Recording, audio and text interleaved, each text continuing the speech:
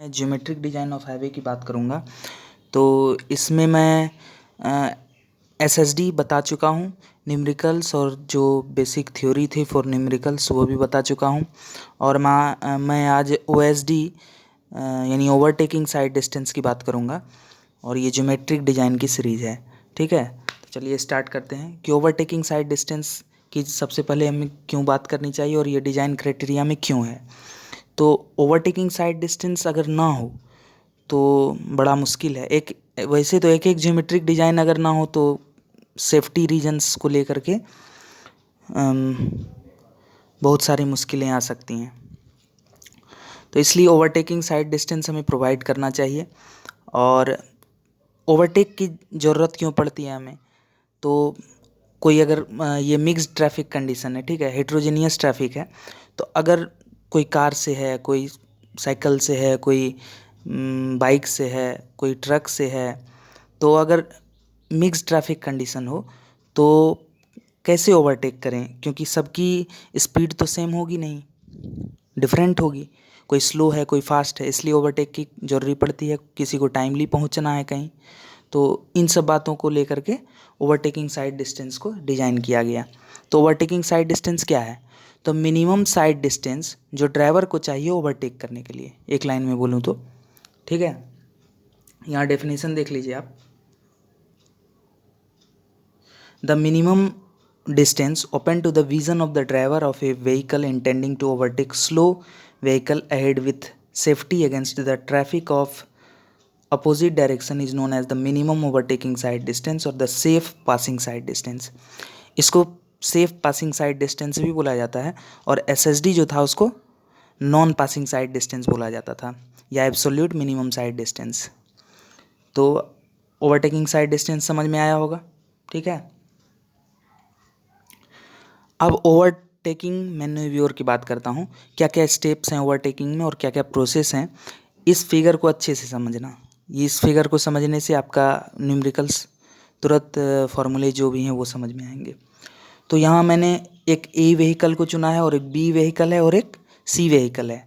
तो सी व्हीकल जो है वो अपोजिट लेन से आ रहा होगा, अपोजिट डायरेक्शन से, और जो ए बी है वो सेम डायरेक्शन में चल रहा है। यहाँ ए फास्ट मूविंग व्हीकल है और बी स्लो मूविंग व्हीकल है।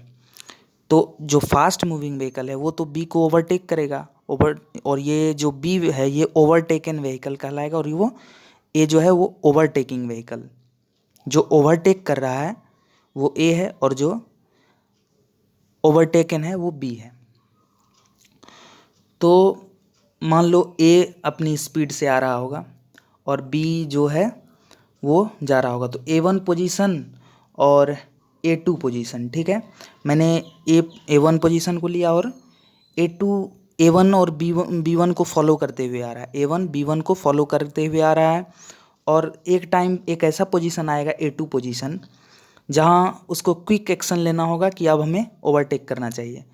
तो ये रिएक्शन टाइम जो IRC ने रिकमेंड किया है वो 2 सेकंड का है।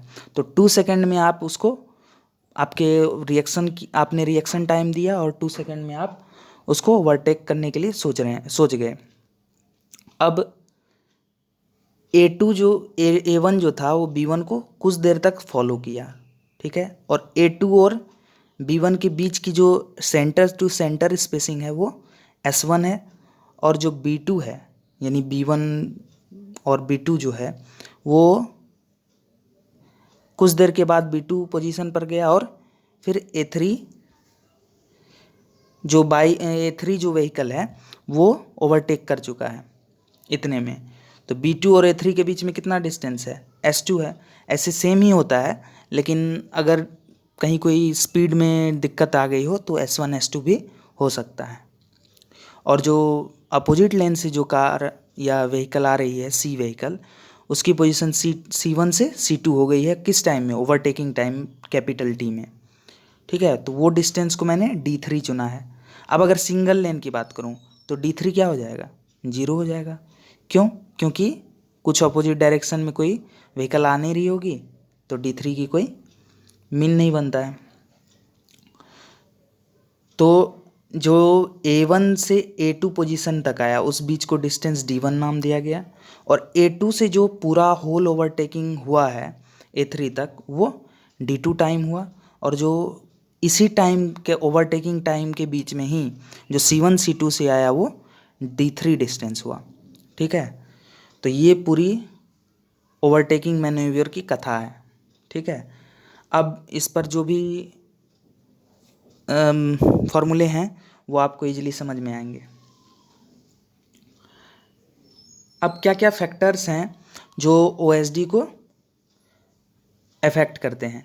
तो सबसे पहला तो ओवरटेकन व्हीकल और जो अपोजिट लेन से आ रहा है, क्योंकि VC है, मान लो हमने डिजाइन स्पीड की नाम दी है VC, और VB है जो स्लो मूविंग व्हीकल है, और जो फास्ट मूविंग व्हीकल है वो VA हुआ। तो distance between the overtaking and overtaken vehicle, कितने बीच का डिस्टेंस है, ताकि उसमें कितना टाइम लग रहा है ओवरटेक करने में। अब skill and reaction time of the driver, अगर ज़्यादा स्किल्ड ड्राइवर है तो वो ये बोलते हैं ना कि ड्राइवर एक्सपीरियंस्ड होना चाहिए, तो वो 2 सेकेंड से कम में भी उसको ओवरटेक कर लेंगे, लेकिन जो IRC ने रिकमेंड किया है वो 2 सेकेंड है। अब rate of acceleration of overtaking vehicle क्या रेट से एक्सेलरेशन क्या है उसका रेट है, या अगर कम है तो ज़्यादा टाइम लगेगा, अगर ज़्यादा है तो कम टाइम लगेगा। अब ग्रेडियंट ऑफ द रोड, ये नया है कि ग्रेडियंट ऑफ द रोड पर कैसे डिपेंड करता है OSD। तो ग्रेडियंट ऑफ द रोड पर अगर अप ग्रेडियंट हुआ तो उस केस में क्या हो जाएगा, अगर नीचे से तुम ऊपर की ओर जा रहे हो अप ग्रेडियंट में, तो वहाँ फॉलो करना, जो ओवरटेक करना होता है कोई भी व्हीकल को, वो ज़्यादा मुश्किल होगा, क्योंकि तुम्हारा जो वेट कंपोनेंट है वो तुमको पीछे की ओर ले जाना चाहेगा, तो स्पीड जो है वो कम हो जाएगी ओवरटेकन व्हीकल से। और जो डाउन ग्रेडियंट है उसमें इजी टू ओवरटेक करना है, क्यों? क्योंकि वहाँ तो तुम्हारा जो वेट कंपोनेंट है वो हेल्पिंग रोल अदा करेगा। ठीक है, तो इसलिए ये ग्रेडियंट ऑफ द रोड की बात हुई। कैसे? क्योंकि देखो यहाँ अगर बाइक, मैंने एक व्हीकल को चुना है, ये से है जा रहा है, तो इसका वेट कंपोनेंट जो W sin थीटा होगा वो तो इधर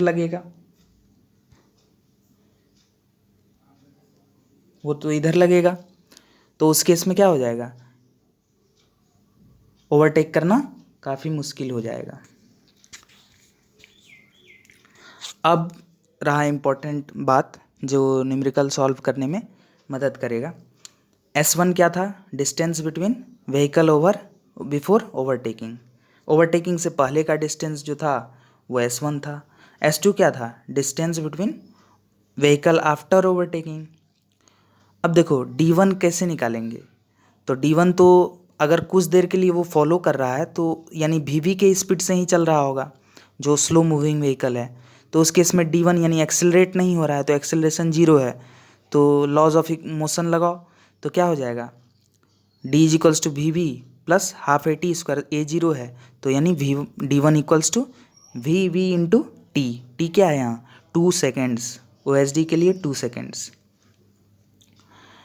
अब D2, तो D2 में एक्सेलरेट किया है मैंने कार को, यानी एक लेन से दूसरे लेन में गया और दूसरे लेन से फिर अपने लेन में आ गया, तो उस केस में कैसे निकालूंगा, तो VB into T plus half AT square, यहाँ कैपिटल T है वो क्या है, ओवरटेकिंग टाइम है। अब D3 की बात करूँ तो D3 मान के चलता हूँ कि जो डिजाइन स्पीड ऑफ रोड है उसी से आ रही होगी और एक्सेलरेशन हो नहीं रहा होगा, तो जो डिजाइन स्पीड है वो कांस्टेंट है, उसी से आ रही होगी, तो D3 is equals to VC into T, VC is the design speed. तो एजम्पशन मैंने लिया है कि एक्सेलरेशन उसकी 0 है। स्मॉल t रिएक्शन टाइम है OSD के केस में, कैपिटल T ओवरटेकिंग टाइम है, और जो VC है वो डिजाइन स्पीड है। तो अगर सबसे इम्पॉर्टेंट क्वेश्चन अगर OSD में बनता है तो वो सारे एजम्पशंस पर ही हैं, एम्पिरिकल फार्मूला पर ही हैं। ठीक है, तो वो एम्पिरिकल फार्मूला कब लगाएंगे, जब सिर्फ और सिर्फ डिजाइन स्पीड और एक एक्सेलरेशन की वैल्यू दे दे। अगर एक्सेलरेशन ना भी दे तो जो डिजाइन स्पीड है उसके लिए एक्सेलरेशन की एक चार्ट होती है, ठीक है, वो अगली वीडियो में मैं प्रोवाइड कर दूंगा। तो अभी के लिए बस इतना ही जानो कि इस स्टेप में क्या करना है, कैसे न्यूमेरिकल सॉल्व करना है। तो वीवी जो है स्लो मूविंग व्हीकल के लिए वो VC माइनस 16 kmph हो जाएगा। यहाँ VC क्या है, डिजाइन स्पीड ऑफ रोड।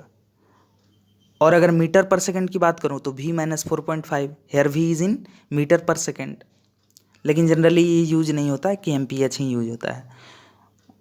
और जो स्पेसिंग है उसकी बात करूँ तो 0.7 VV प्लस 6, यहाँ 6 क्या है, लेंथ ऑफ व्हील बेस, जो 6 मीटर है वो लेंथ ऑफ व्हील बेस है। Here VV is in metre per second.